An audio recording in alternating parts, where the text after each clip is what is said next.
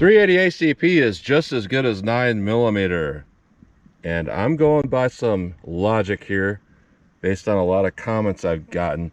Not specifically that comment, but what I've gotten a lot of is whenever I test 357 Magnum versus 9mm, people take me down this rabbit hole of circular logic that because the bullet diameters are the same and it's all about shot placement, that 9mm is just as good as 357 Magnum. Now, if we actually look at the numbers of 380 auto versus 9mm, 380 is a lot closer to 9mm than what 9mm is to 357 Magnum. So based on that logic, 380 is just as good as 9mm. And if you somehow happen to have more capacity in a 380 pistol, well, then it would be better than 9mm. Obviously, that's kind of a funny thing to say, but if we go by the logic based on a lot of comments, people say, yeah. But I thought it'd be fun to come out anyways and just test 380 ACP versus 9mm because, you know, we have some golden Saber 9mm 124 grain. I've not tested that before, and I thought, you know, that might be fun to come out and test. I may have tested, but I don't recall. It's a 124 grain brass jacket, a hollow point rated at 1125 feet per second. Then we have some 380 ACP 102 grain brass jacket, a hollow point rated at 940 feet per second. Using my 4-inch barrel Ruger Security 9, my 3.675-inch Smith & Wesson Shield Easy. If you actually look at the overall cartridge length and everything like that, this is actually 2.7 and some change barrel travel from the bullet nose to the muzzle, and this is 2.8 inches and some change.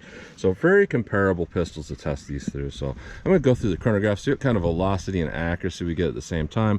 Then I'm going to do my 10% clear ballistic gel test. So I'm going to go into plain 10% clear ballistics to see what the best potential of those are. No fabric in any way or anything like that that can clog a hollow point. We'll see if we get some good expansion. Then we'll move on to doing a real world simulation.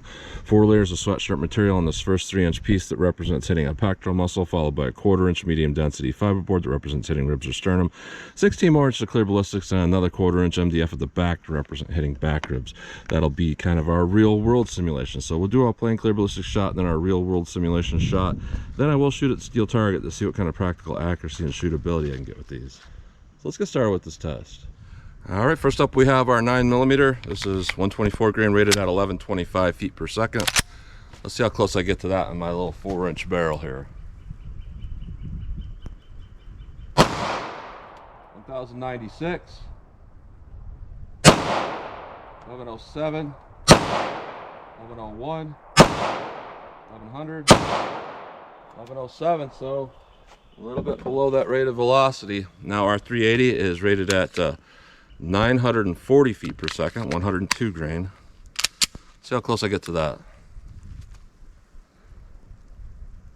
969, 938, 911, 938, 1000. So not very consistent. Let's hit our ballistics gel block and see how these compare. All right, our best potential shot into plain clear ballistics. No fabric that can clog a hollow point, prevent expansion. No rib simulation that can slow down its penetration. So let's see what we get here with our 9mm.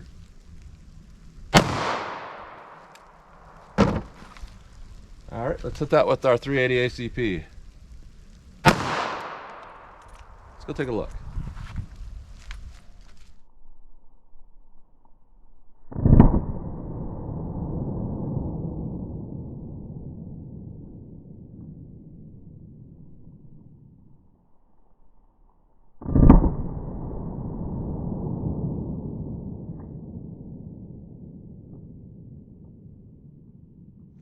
All right, so both of those got some good energy dump and expansion, really good expansion. But with the 380, you know, kind of that thing exists that people always say, if you get expansion, you get kind of under penetration.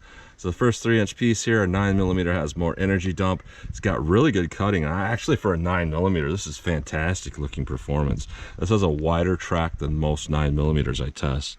And we got a penetration of about 15.25 inches. So overall, that's actually looking pretty darn good for a 9mm. Now with our 380 ACP, everything good exists there, but we got only about 10.25 inches. But honestly, I'm going to say that's pretty good because the 12-inch minimum that most people quote That's talking about like going through the side, through an arm shot and all that, and maybe not getting enough penetration.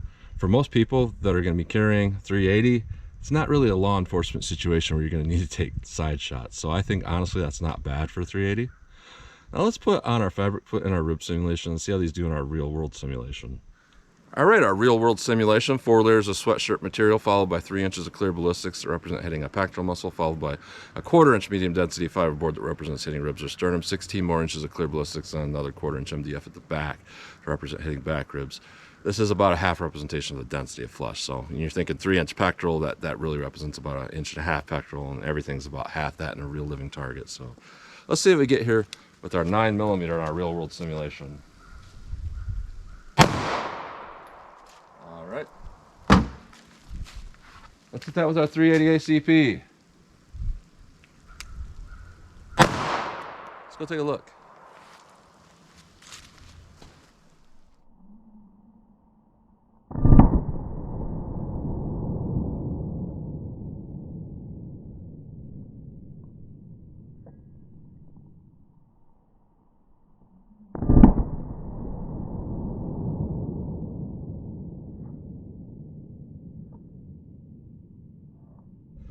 All right, so very consistent performance. I'm really liking what I'm seeing here. Interesting that, you know, the 9mm actually went less deep, but the 380 actually went a little bit deeper. So that kind of evens them out a little bit. Going through our rib simulation here, both of those are expanded before hitting that. Both of those have about equal size hole going through that.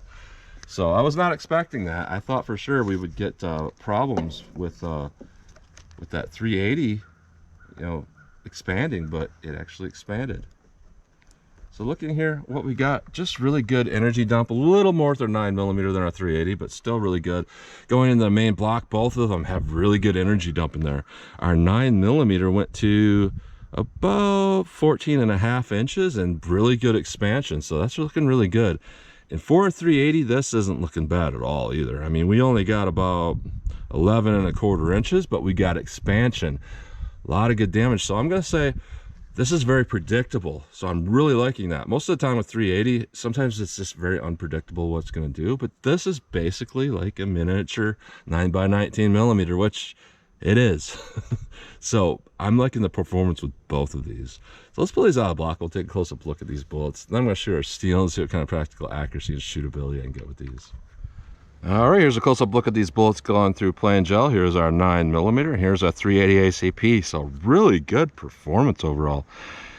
You know, there used to be a thing where Golden Saber had a problem with losing its jacket, but it's, you know, they switched ownership, I believe, and since then, even though they're not bonded, they seem to hold together really well. So 9mm, you know, that brass jacket, you got to remember brass is like twice as hard as copper. So when that peels back, that's going to cut, and it's going to remain in this very hard petal shape, cutting really well. So that's really good, and it will go through hard barriers better.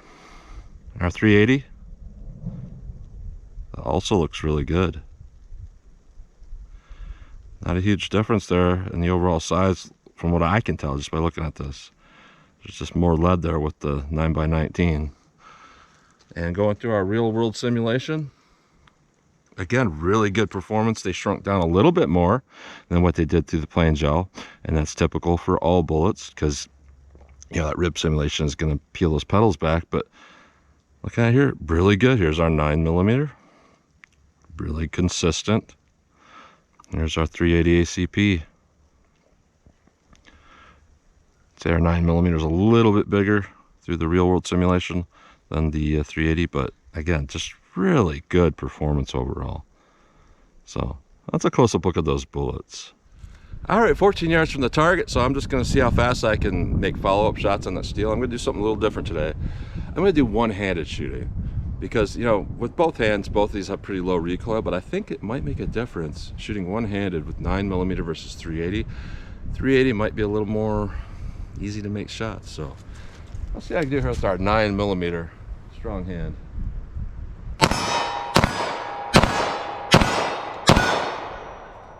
So keep in mind, I don't practice that like ever, so it might look a little funny there, but let's see if the 380 is any different here.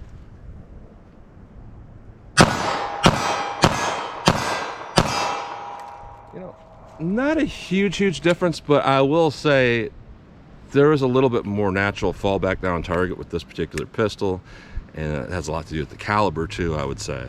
So just a little easier to make those follow-up shots with the 380, obviously. So let me back it up and see how they shoot from a little more distance.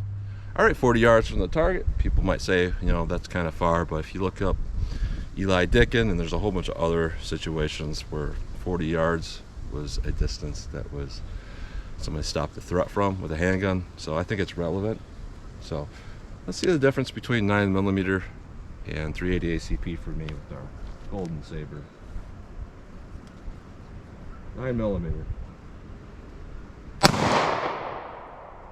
Wow, that shot over the target. And they are hitting a little high for me.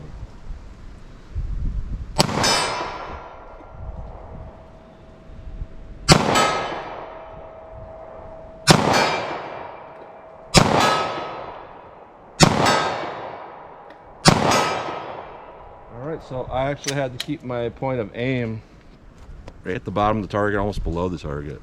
Don't know why that is. Most ammo shoots fine out of that pistol.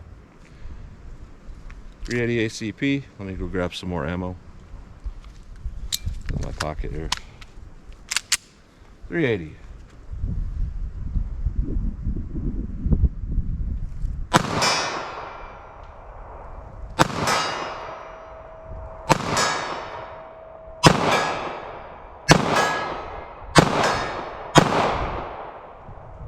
Oh, what is going on there? That never happens in this pistol, ever. That's weird.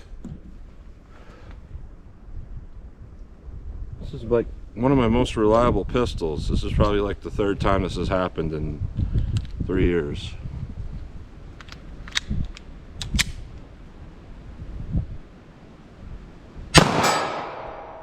I think that might have been an underpowered round because I think I missed with that round too, so that's kind of weird. So looking at this, you know, I was going to call it a certain way, but then I get that malfunction where it might be a quality control issue. I'm not sure here. But looking at the terminal performance of these, honestly not bad. Not bad performance at all. There's a lot of new technology out there, and what I see with a lot of the new technology, you know, they say, well, 380, now we got this, we got the Hydroshock Deep, we got the critical defense, we got all this stuff, and then you hear all this stuff in the 9mm here. What I'm seeing here is that the old school golden Saber still has it. With the 9mm, I'm going to say that that looks better than most of the newer stuff out there. I'm not going to say it's better than HST or whatever, but it looks like the expansion is bigger than Gold Dot. And it's way bigger than most other stuff. It's better than the FBI load and all that. And we're still getting pretty good penetration. We're not getting that super deep penetration that you might get out of like a critical duty, but that's something you probably aren't going to need as a regular armed civilian. So I think it's better, honestly. The Golden Saber 9mm is better than most of the stuff out there. And then also with 380. Usually we get like super under penetration with this really big expansion of a pistol this size, or we get like no expansion. This kind of met in the middle there, and it got really good expansion and almost good enough penetration for meeting like FBI protocol. But again, as a regular citizen, I think it's plenty of penetration. So I honestly think this is pretty good ammo overall. I would carry it. I would carry it. That malfunction, you know, it could have been an underpowered round and it didn't feed because of that, and that's why I missed. Or I could have just missed, and you know, just randomly this happens sometimes with different ammo. But I'm gonna say I think it's not bad. It's not bad ammo. So that's what you get today. So as always, comment, share, and like. Thanks for watching.